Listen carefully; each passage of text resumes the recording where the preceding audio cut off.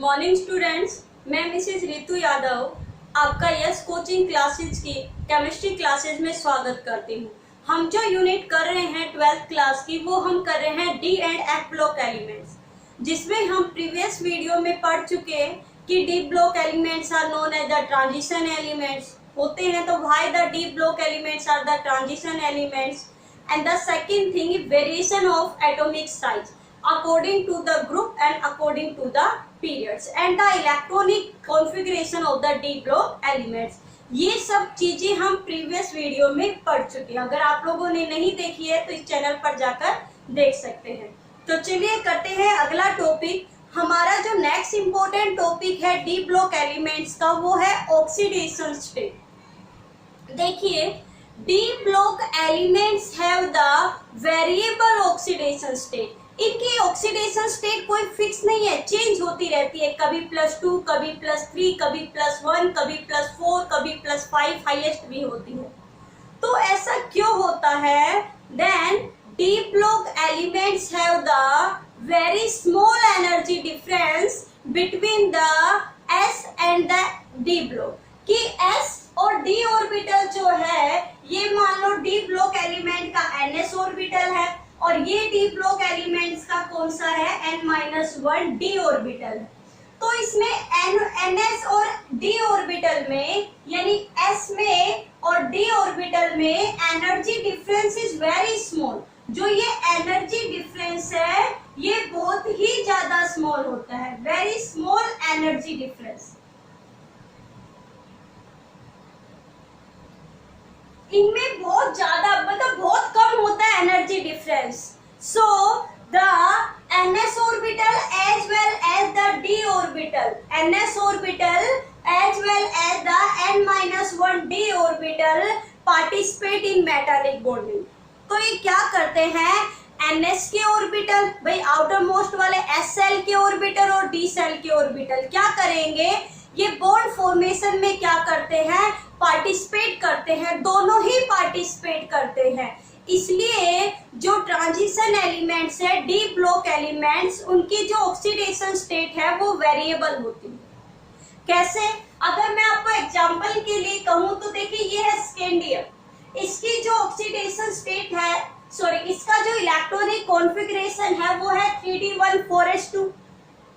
अब आपको अभी मैंने बताया कि डी में, इस डी ऑर्बिटल में और इस एस ऑर्बिटल में जो एनर्जी डिफरेंस है वो बहुत कम होता है। इसलिए एस ऑर्बिटल के इलेक्ट्रॉन भी और डी ऑर्बिटल के इलेक्ट्रॉन भी दोनों ही पार्टिसिपेट करेंगे बॉन्ड में, बॉन्ड फॉर्मेशन में। तो चलिए, अगर एस ऑर्बिटल के इलेक्ट्रॉन पार्टिसिपेट करते हैं तो कितने हो गए भाई, दो इलेक्ट्रॉन है, दोनों पार्टिसिपेट करेंगे तो ऑक्सीडेशन स्टेट कितनी, +2। तो s के सारे ऑर्बिटल पार्टिसिपेट करेंगे। बट अगर s के साथ d के ऑर्बिटल भी पार्टिसिपेट करेंगे तो 2 ये और 1 ये, टोटल कितने हो गए, 3। यानी स्कैंडियम +2 भी दिखा सकता है ऑक्सीडेशन स्टेट और +3 भी। ऑक्सीडेशन स्टेट तो निकालनी आती है ना, कि जितने इलेक्ट्रॉन लूज करने के बाद जो मेटल है, जो एलिमेंट है, वो अपनी मोस्ट स्टेबल फॉर्म में हो, वही उसकी क्या होती है, ऑक्सीडेशन स्टेट। चलिए, अगर हम बात करें टाइटेनियम की तो देखिए 3d2,4s2। तो पहले अगर इसके दो इलेक्ट्रॉन पार्टिसिपेट करेंगे s के तो +2, फिर हो सकता है d का एक इलेक्ट्रॉन पार्टिसिपेट करे तो +3 भी हो सकता है। d के अगर दोनों इलेक्ट्रॉन पार्टिसिपेट करेंगे तो कितना हो सकता है, +4 भी हो सकता है। और अगर इन दोनों के इलेक्ट्रॉन पार्टिसिपेट करेंगे तो टाइटेनियम की बाकी इलेक्ट्रॉनिक कॉन्फ़िगरेशन स्टेबल फॉर्म में आ जाएगी। इसलिए जो +4 है वो इसकी मोस्ट स्टेबल ऑक्सीडेशन स्टेट है। जो मैंने राउंड में लिखी हुई है, it means it is the most stable oxidation state. इतने इलेक्ट्रॉन लूज करने के बाद जो एलिमेंट है वो अपनी सबसे ज्यादा स्टेबल फॉर्म में आ जाता है। ठीक है। अगर मैं बात करूं वेनेडियम की तो देखिए +2 हो सकती है, s के इलेक्ट्रॉन पार्टिसिपेट करें, d के, भाई हम ऐसे को बनाते हैं, ये लो 1 2 3 4 5, s के 2 इलेक्ट्रॉन, d में 3 है, 1 2 3। तो देखिए, हो सकता है सिर्फ ये 2 इलेक्ट्रॉन पार्टिसिपेट करे, तो 2 + 2 हो गई। फिर ये दो ना पार्टिसिपेट करके भाई ये भी इलेक्ट्रॉन पार्टिसिपेट करेगा, तो 2 ये और 1 ये, कितनी हो गई 3। फिर हो सकता है ये भी इलेक्ट्रॉन पार्टिसिपेट करना चाहे तो कितनी हो गई +4। फिर हो सकता है ये भी इलेक्ट्रॉन पार्टिसिपेट करना चाहे तो टोटल कितने हो गए 5। तो इस तरीके से हम इनकी क्या निकाल सकते हैं, ऑक्सीडेशन स्टेट निकाल सकते हैं। अगर मैग्नीज की बात करूं तो 3d5 4s1, यानी ये आपको बताया था मैंने स्टेबल होता हाफ फील्ड, इसलिए 4s1। तो देखिए हो सकता है s का केवल एक ही इलेक्ट्रॉन पार्टिसिपेट करे, फिर हो सकता है d का एक करे, फिर दूसरा करे, फिर तीसरा करे, फिर चौथा करे, फिर पांचवा करे, फिर 6 हो जाएगा। तो टोटल कितनी हो गई +6 तक आ गई। मैग्नीज की +2 +3 +4 +5 +6 +7। अब अगर हम करें आयरन की, तो आयरन की +1 हो सकती है, 2 हो सकती है, 3 हो सकती है, 4 हो सकती है, 5 और 6 हो सकती है। अगर हम करें कोबाल्ट की, तो कोबाल्ट की +2 +3 +4 क्यों होती है, एक बार ये देखिए।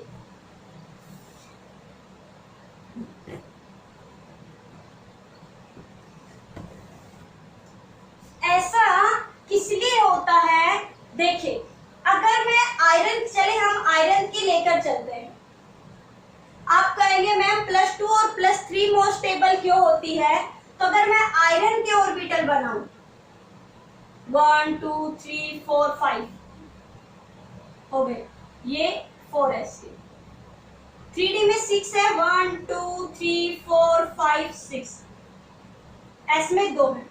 तो देखिए अगर आयरन 2 इलेक्ट्रॉन ही लूज करेगा तो ये हो गया +2 हो गई इसकी ऑक्सीडेशन स्टेट।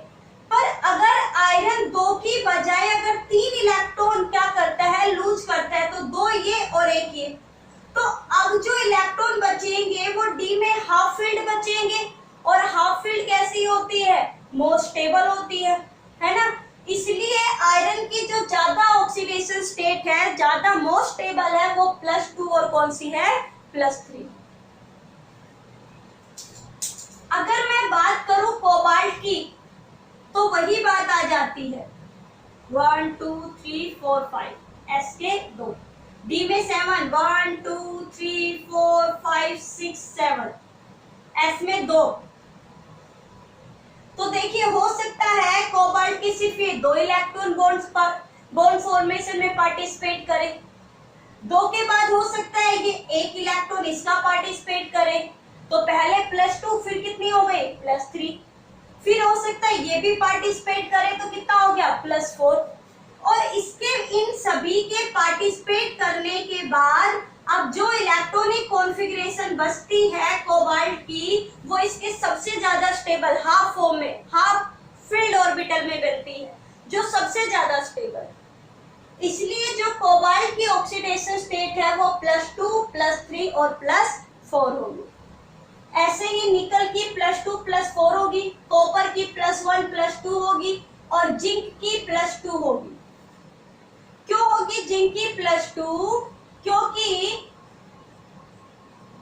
1 2 3 4 5 1 2 3 4 5 6 7 8 9 10, अगर s के दोनों इलेक्ट्रॉन पार्टिसिपेट करेंगे तो ध्यान से देखिए d ऑर्बिटल कंप्लीट फील्ड होगा, अपनी मोस्ट स्टेबल फॉर्म में होगा। इसलिए जो जिंक की ऑक्सीडेशन स्टेट है वो कौन सी है +2। ठीक है, तो ये है oxidation state of d block elements, oxidation state of d block elements. तो आपने देखा ना कितनी अलग अलग तरह की ऑक्सीडेशन स्टेट दिखाते हैं, इसीलिए कहते हैं d block elements have the variable oxidation state. तो आपने नोट डाउन कर लिया होगा और आपको समझ में भी आ गया होगा। सबसे पहले आप इलेक्ट्रॉनिक कॉन्फ़िगरेशन बनाओ, फिर आप धीरे धीरे इलेक्ट्रॉन को पार्टिसिपेट करवाओ कि पहले s के पार्टिसिपेट करेंगे, फिर d का एक और शामिल हो जाएगा, फिर d में अगर दूसरा है तो वो भी शामिल हो जाएगा, d में अगर थर्ड है तो वो भी शामिल हो जाएगा। धीरे धीरे फिर एक एक इलेक्ट्रॉन को क्या करवाओ, बॉन्डिंग में पार्टिसिपेट करवाते जाओ, तो आपकी ये ऑक्सीडेशन स्टेट आ जाएगी। फिर आप ये देखिए कि आपका जो एलिमेंट है वो कौन सी फॉर्म में सबसे ज्यादा स्टेबिलिटी शो कर रहा है, वो उसकी सबसे ज्यादा स्टेबल ऑक्सीडेशन स्टेट हो जाएगी। तो अब आप लिखिए, तो हमने क्या देखा, इस इलेक्ट्रॉनिक कॉन्फ़िगरेशन से हमने देखा that the D block element show variable oxidation state. जो डी ऑर्बिटल है, डी ब्लॉक के एलिमेंट्स है, तो हम क्या लिखेंगे, D block elements have very small energy difference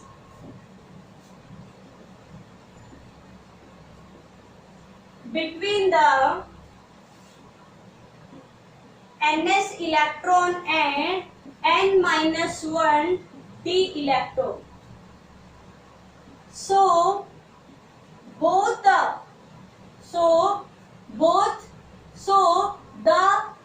electron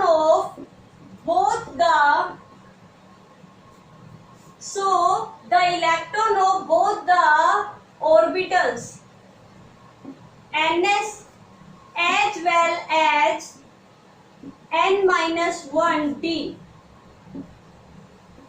participate in bond formation. So D block element shows variable oxidation state. ये आपसे क्वेश्चन पूछा जाता है 2 मार्क्स से, बहुत इंपॉर्टेंट क्वेश्चन है। Why the D block elements have the variable oxidation state? क्यों होती है? तो हम क्या कहेंगे कि ns इलेक्ट्रॉन और n-d इलेक्ट्रॉन जो है, इनमें एनर्जी डिफरेंस बहुत कम है, इसलिए इन दोनों सब सेल के ही इलेक्ट्रॉन बॉन्ड फॉर्मेशन में पार्टिसिपेट करते हैं।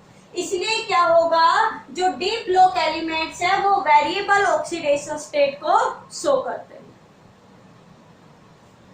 फिर हमने एक पॉइंट पढ़ा था, D block elements are known as transition elements,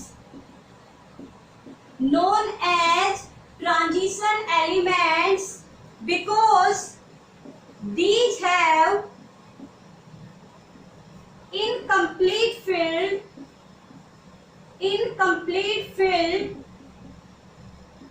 D subcell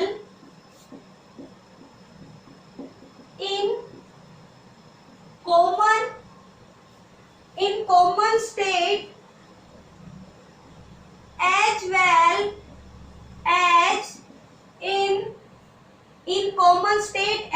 as in excited state, या हम कहें स्टेबल स्टेट।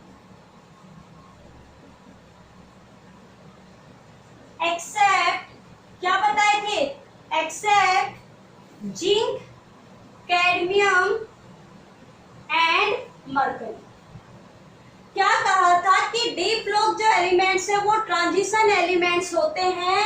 क्यों? क्योंकि इनके पास इनकम्प्लीट फील्ड डी सबसेल होती है, चाहे इनकी ग्राउंड स्टेट हो या इनकी एक्साइटेड स्टेट हो।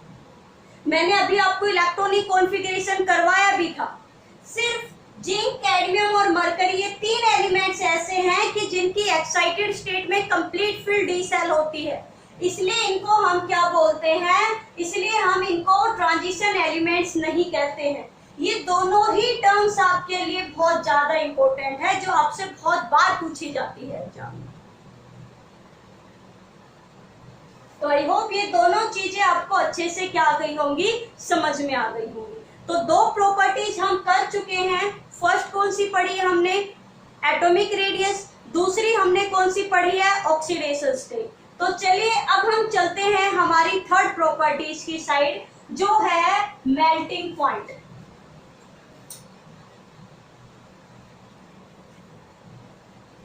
कौन सा है? Melting point. अब यही जो इलेक्ट्रॉनिक कॉन्फ़िगरेशन है, बस इसी को आप पकड़ के चलिए।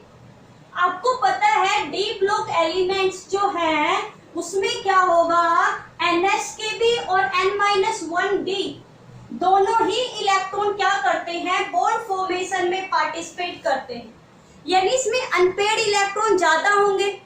अनपेयर्ड इलेक्ट्रॉन ज्यादा होंगे तो मेटालिक कैरेक्टर भी ज्यादा होगा, और मेटालिक कैरेक्टर ज्यादा होगा तो मेल्टिंग पॉइंट भी क्या होगा, ज्यादा होगा। तो थर्ड पॉइंट आप क्या लिखेंगे, मेल्टिंग पॉइंट। क्या लिखोगे, in D block elements NS and N-1D electrons participate in bond formation. So these have maximum number of unpaired electron, इसलिए ज्यादा से ज्यादा इनके पास, क्योंकि सभी के पास तो एक ही सब सेल के इलेक्ट्रॉन है, बट इनके पास तो पार्टिसिपेट करने के लिए NSK भी है और N-T इलेक्ट्रॉन भी है, तो इनके पास जो अनपेयर्ड इलेक्ट्रॉन ज्यादा होंगे, है ना। So these have maximum number of unpaired electron to participate in bond formation, strong bond formation. हम कह सकते हैं ज्यादा है तो बॉन्ड कैसा बनेगा, स्ट्रॉन्ग बनेगा। Therefore, इसलिए क्या होगा, Therefore D block elements have higher melting point. इसलिए डी ब्लॉक एलिमेंट्स का मेल्टिंग पॉइंट कैसा होगा, हायर होगा। देखिए अगर मैं बनाऊं तो स्कैंडियम की जो इलेक्ट्रॉनिक कॉन्फ़िगरेशन है वो कितनी थी भाई, 3d1 4s2, यानी इसके पास 3 इलेक्ट्रॉन पार्टिसिपेट कर सकते हैं। टाइटेनियम की कितनी थी, 3d2 4s2, यानी इसके पास 4 इलेक्ट्रॉन पार्टिसिपेट करेंगे, है ना। वेनेडियम की कितनी होगी, 3d3 4s2। क्रोमियम की कितनी होगी, 3d4 4s2, sorry 3d5 4s1, तो इसमें 6 इलेक्ट्रॉन होंगे। तो ऐसे सब, जैसे सबसे कम मेल्टिंग पॉइंट है स्कैंडियम का, इससे थोड़ा सा ज्यादा किसका होगा, टाइटेनियम का, इससे थोड़ा सा ज्यादा किसका होगा, वेनेडियम का, इससे थोड़ा सा ज्यादा किसका होगा, क्रोमियम का। फिर क्या होगा, क्रोमियम के बाद एकदम से कम हो जाएगा आयरन का, सॉरी आयरन का नाम आ रहा है मैग्नीज का, और मैग्नीज से फिर थोड़ा सा ज्यादा होगा किसका, आयरन का। अब आप कहोगे कि मैम मैग्नीज का एकदम से कम क्यों बताया, मैग्नीज के पास तो ज्यादा इलेक्ट्रॉन है। तो अगर हम मैग्नीज की इलेक्ट्रॉनिक कॉन्फ़िगरेशन करें तो आप पूछोगे कि मैम मेल्टिंग पॉइंट तो बढ़ना चाहिए क्योंकि नंबर ऑफ इलेक्ट्रॉन बढ़ रहे हैं, बट आपने मैग्नीज का कम क्यों कर दिया। तो बेटा मैग्नीज का कम इसलिए कर दिया क्योंकि यहाँ तक तो अनपेयर्ड इलेक्ट्रॉन थे। कैसे थे, अनपेयर्ड इलेक्ट्रॉन थे, बट जैसे ही हम मैग्नीज के पास गए तो ये हो गया 3d5 4s2, यानी ये ज्यादा स्टेबल है। आपको बताया था ना पूरे इसमें डी ब्लॉक में फर्स्ट जो 3d सीरीज है उसमें मैग्नीज ज्यादा स्टेबल है क्योंकि ये हाफ फील्ड है। भाई डी ऑर्बिटल सबसे ज्यादा स्टेबल या तो हाफ फील्ड में होता है या कंप्लीट फील्ड में होता है, तो ये हाफ फील्ड है इसलिए ज्यादा स्टेबल है, और इस स्टेबिलिटी के कारण ये इलेक्ट्रॉन को बॉन्ड फॉर्मेशन में पार्टिसिपेट नहीं होने देगा, इसलिए इसका मेल्टिंग पॉइंट थोड़ा सा कम हो जाता है। फिर ज्यादा हो जाएगा आयरन का, क्यों, क्योंकि अब की बात आयरन के पास इससे ज्यादा इलेक्ट्रॉन है, वैलेंस। फिर तो इस तरीके से जो मेल्टिंग पॉइंट है वो क्या होगा, इंक्रीज हो जाएगा। जैसे जैसे नंबर ऑफ अनपेड इलेक्ट्रॉन बढ़ेंगे मेल्टिंग पॉइंट क्या होगा, ज्यादा होगा। अनपेड इलेक्ट्रॉन कम होते जाएंगे तो मेल्टिंग पॉइंट क्या होता जाएगा, कम होता जाएगा। तो ये लिखना है आपको किसमें, मेल्टिंग पॉइंट। किसमें लिखना है, मेल्टिंग पॉइंट। तो नोट डाउन आपने कर लिया होगा, आपको अच्छे से क्या क्या होगा समझ में भी आ गया। चलिए अब अगला एक और कर लेते हैं। अब हम बात करते हैं कलर फॉर्मेशन।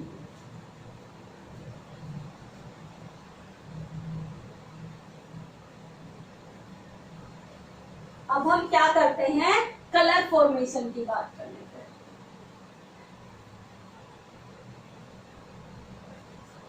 जो फोर्थ प्रॉपर्टी है वो है कलर।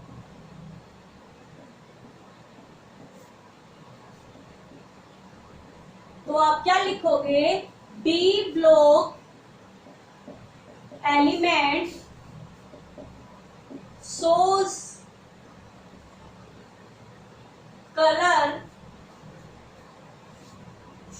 color formation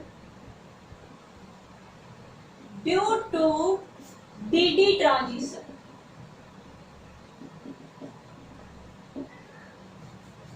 अब आप कहोगे मैम डीडी ट्रांजिशन क्या होता है, तो देखिए ये आपको मैं पढ़ा चुकी हूँ, किसने, सीएफएससी में पढ़ाया था, क्रिस्टल फील्ड स्प्लिटिंग थ्योरी।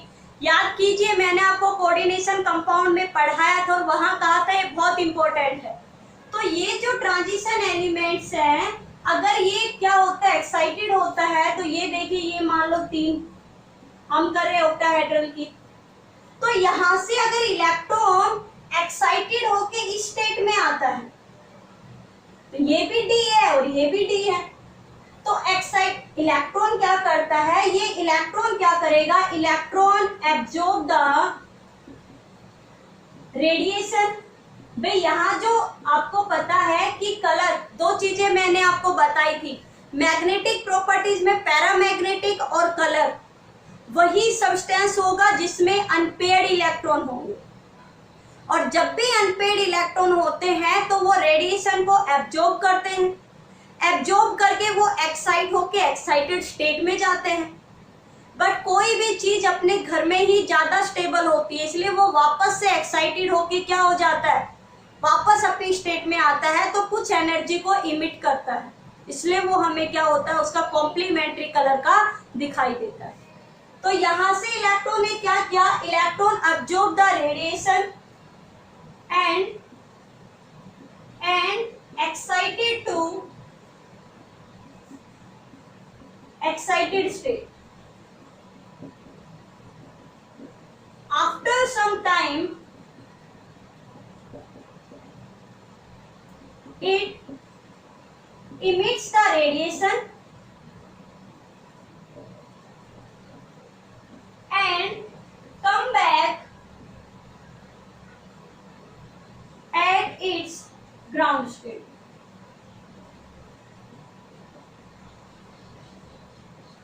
जैसे ही इसने एनर्जी को क्या किया, एब्जॉर्ब किया, ये इस एक्साइटेड स्टेट में चला गया। पर एक्साइटेड स्टेट में इलेक्ट्रॉन कब तक रुकेगा, उसने क्या किया, वापस से एनर्जी को इमिट किया और वापस से किस में आ गया, अपनी किस में आ गया, यस अपनी ग्राउंड स्टेट में आ गया। तो मैंने आपको याद करो कॉम्प्लीमेंट्री कलर याद करवाए थे,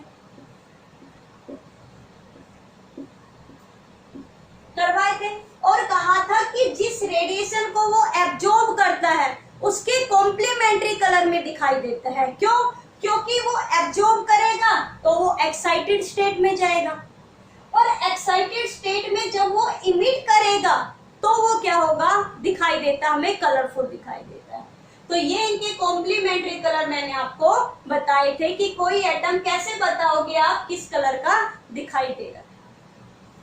तो यानी हम मेन पॉइंट हमारा ये है कि जो डी ब्लॉक एलिमेंट्स है वो डी डी ट्रांजिशन के कारण, यानी डी से डी में ही एक्साइटेड होके जाएगा और वापस डी में ही आ जाएगा, इसे हम कहते हैं डी डी ट्रांजिशन के कारण क्या करता है, कलर की फॉर्मेशन करता है। फिर मैंने आपको मैग्नेटिक प्रॉपर्टीज भी पढ़ाई है कि कब कोई एलिमेंट पैरामैग्नेटिक होगा, डायमैग्नेटिक होगा। पैरामैग्नेटिक कब होगा? When the D block elements have unpaired electron. अगर डी ब्लॉक एलिमेंट्स के पास अनपेयर्ड इलेक्ट्रॉन है तो वो पैरामैग्नेटिक होगा, और अगर उसके पास सारे के सारे पेयर्ड इलेक्ट्रॉन है तो वो डायमैग्नेटिक होगा। ये सारी चीजें मैं आपको कोऑर्डिनेशन कंपाउंड में करवा चुकी। तो आपने नहीं देखी है तो एक बार वीडियो देख लीजिए, अलग से करवाया हुआ भी है मैंने। उसमें आपको सारी चीजें बताई है कि कैसे आप मैग्नेटिक मोमेंट निकालोगे। क्या फॉर्मूला लगाया था?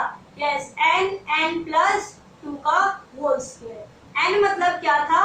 Number of unpaired electron. तो कंपाउंड कब पैरामैग्नेटिक होगा? कब होगा? जब उसके पास क्या होंगे? Unpaired electron. कब कैसा होगा? डायमैग्नेटिक होगा। जब उसके पास सारे के सारे कैसे होंगे? Paired electron. तो ये चीजें आपको वहां से क्या करनी है? नोट डाउन करनी। तो आज के लिए इतनी प्रॉपर्टीज काफी होंगी।